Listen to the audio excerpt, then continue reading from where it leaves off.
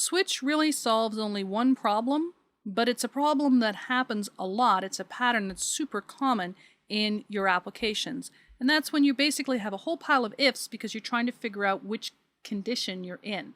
So if x is 1, do something or another. If x is 2, do something or another. If x is 3, do something else.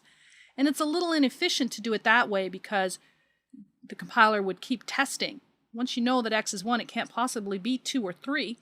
And yet you're testing your ifs over and over. So then people write nested ifs. So they write, if x is 1, do this, else, brace bracket, if x is 2, do this, else, and you sort of nest and nest and nest. It gets really hard to read. The switch statement is just a cleaner version that people can clearly follow. Here's the syntax. Other languages have this, but the exact word that's used varies from language to language. Where the brackets and braces and whatnot also varies. So we have round brackets around the expression, just as with an if, just as with a while. Must have an open brace immediately after that and a closed one, non-optional. And then you have one or more case statements, and each one of them is case, space, some value, colon, what to do, and then a break. And optionally at the end of it all, you can have a default, colon, and what to do.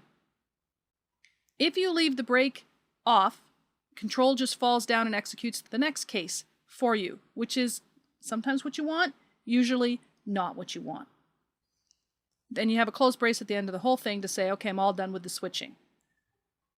You don't have to have a default, so it's not like the compiler can say, oh, I processed the default, so I must be done.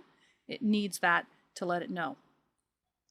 You don't put brace brackets after each case because you keep going until you hit the break. So there's no need for braces after each individual case statement.